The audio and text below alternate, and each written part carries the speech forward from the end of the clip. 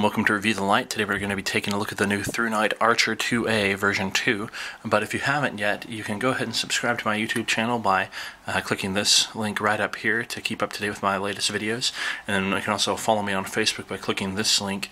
And I post all sorts of fun stuff on there, flashlight related.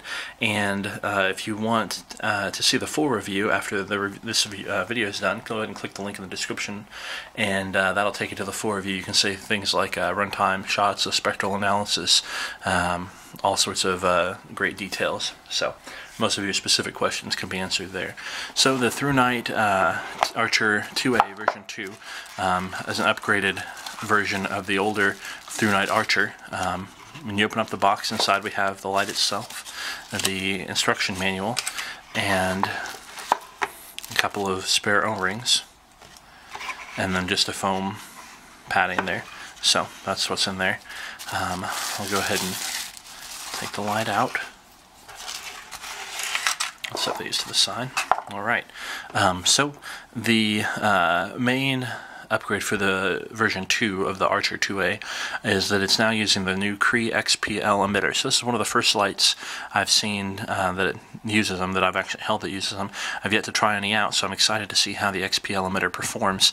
It is sort of, if you're familiar with emitters, a cross between the XML emitter and the XPG emitter. So the size of the board that it's mounted on is the size of the XPG emitter, but the actual emitting surface is the size of an XML emitter. So we'll see how it does in throw versus flood, see where it lands on there. But as far as efficiency goes and output, it should be pretty similar to the XML emitter.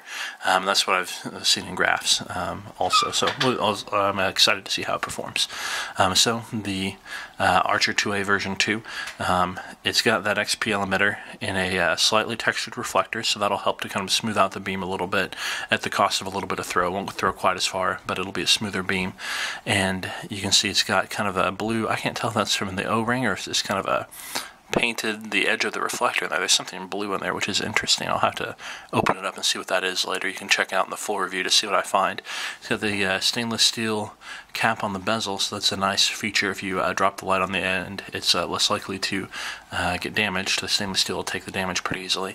It has both a side switch and a rear switch.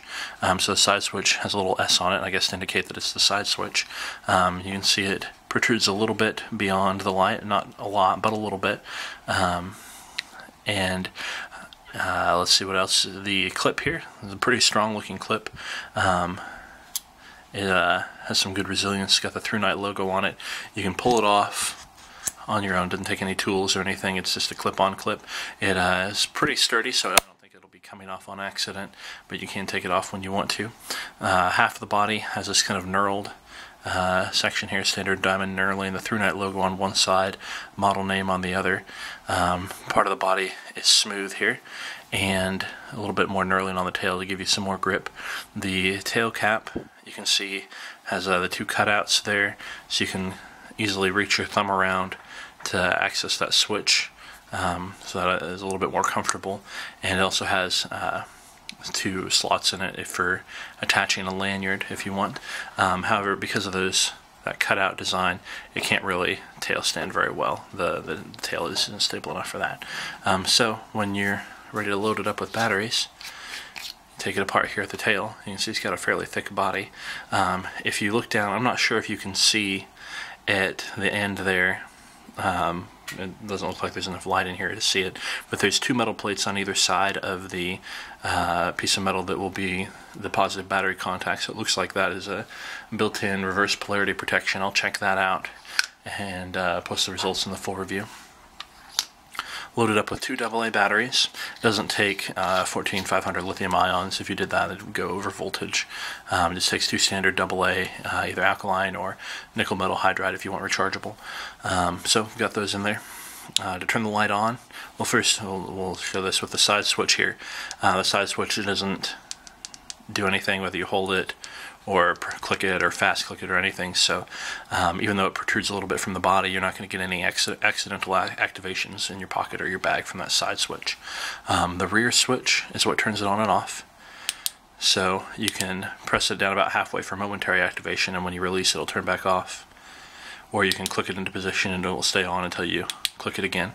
And it remembers whatever mode you were using last. So I'll show the modes next. To change the modes, you hold down on the side switch here. Or excuse me, holding down on the side switch takes you to the strobe mode. To change the mode, you just click the side switch. So here's the Firefly, which is very dim, as you can see. Just a little bit of output there. The medium, or excuse me, the low, medium, and the high. And you just cycle through those, pressing the switch. So say I leave it in low, I can turn it on and off, and it'll remember that I was in low. If I leave it in the high, turn it on and off, and it remembers that. So that's a nice feature. And then, like I mentioned earlier, if you hold down on the switch, it takes you to the strobe mode. And that is not remembered with the mode memory. So if you turn it off while it's in strobe mode, it'll come back on at whatever brightness mode you were using last. So pretty simple user interface, and that's how it works.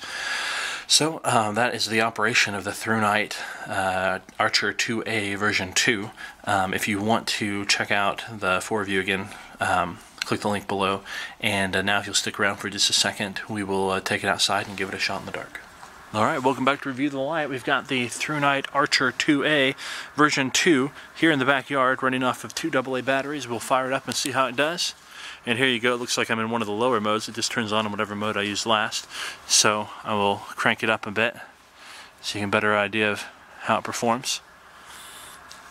So this looks like the brightest mode here. You can tell it's got a very large hot spot with just a very smooth transition out into the spill zone, and then kind of a fade off here at the edge of the beam. So a fairly narrow beam profile and very floody. This is a very smooth transition out from the middle, from the brightest section. So a good medium range light here. You can see the dimmest mode here. I can just barely make out with my eyes where the beam is on my garage there. You probably can't see it on the video, but here it is on. You see it's great for up close work if you don't want to use a lot of light for whatever you're doing. You've got that mode, which is great. And over there you can see Hercules is helping me out here, showing what a dog looks like under the flashlight beam. Being a good helper. Good job, Herc. Keep it up. Alright, second to highest mode and the highest. We'll pan around a little bit so you can get an idea. So there's a nearby tree.